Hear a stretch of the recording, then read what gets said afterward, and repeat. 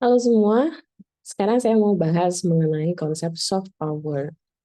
Nah, istilah ini kira-kira boleh dibilang pertama kali muncul tahun 1985 yang kira-kira soft power itu bisa dimaknai sebagai kekuatan aliansi yang berasal dari pengaruh ekonomi dan budaya, bukan dari paksaan atau kekuatan militer. Yang mempionir begitu konsep soft power ini mulai diperkenalkan adalah Joseph Nye di sekitar tahun 1980-an. Menurut Nye, kekuasaan adalah kemampuan untuk mempengaruhi perilaku orang lain untuk mendapatkan hasil yang diinginkan. Nah, ada beberapa cara untuk mencapainya, misalnya dengan mengancam orang lain, memberikan insentif finansial, atau melibatkan mereka untuk menginginkan apa yang kita inginkan.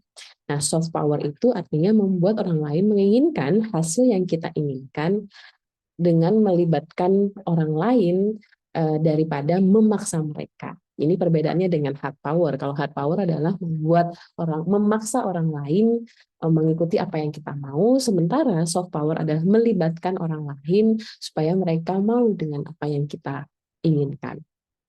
Nah, soft power dapat digunakan tidak hanya oleh negara, tapi juga oleh aktor-aktor dalam politik internasional seperti NGO atau lembaga internasional.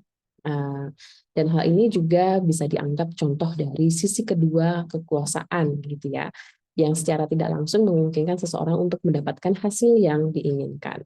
Sumber daya dari soft power ini terletak pada tiga hal. Yang pertama itu adalah budayanya, yang kedua itu adalah nilai-nilai politiknya, dan yang ketiga itu adalah kebijakan luar negerinya. Budayanya maksudnya di tempat-tempat di mana itu menarik bagi orang lain. Bagaimana si negara ini bisa membuat budayanya menjadi menarik. Misalnya salah satu contohnya dengan perkembangan Korean culture melalui K-pop ataupun Korean Hallyu yang dikenal sebagai Korean Wave, kira-kira begitu. Lalu ada juga mengenai nilai-nilai politiknya ketika negara ini pegang teguh baik di dalam maupun di luar negeri. Misalnya ada contoh negara-negara yang memegang teguh prinsip welfare gitu ya, kesejahteraan manusia, di mana kebijakan luar negerinya juga mengupayakan aksi-aksi terhadap kemanusiaan contohnya.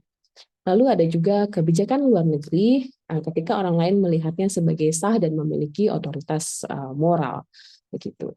Nah, eh, sebuah negara dapat mencapai hasil yang diinginkan dalam politik dunia karena negara lain kagum terhadap nilai-nilainya atau meniru contohnya dan mengharapkan tingkat kemakmuran dan keterbukaan yang sama seperti negara tersebut. Um, Joseph Nye menyatakan bahwa daya pikat selalu lebih efektif daripada paksaan, dan banyak nilai-nilai seperti demokrasi, hak asasi manusia, dan peluang individu itu sangat menggoda dan tidak perlu memaksa orang lain untuk melakukannya. Orang lain sudah bisa mengikuti dengan sukarela. Dalam bukunya yang berjudul The Future of Power tahun 2011, Joseph Nye menegaskan bahwa soft power adalah konsep deskriptif, bukan normatif. Oleh karena itu, soft power dapat digunakan untuk tujuan yang tidak baik. Contohnya seperti Hitler, Stalin, dan juga Mao memiliki kekuatan soft power yang besar di mata pengikut mereka, tapi itu tidak membuatnya menjadi lebih hal yang baik dan tidak selalu lebih baik untuk memutar pikiran daripada memutar lengan.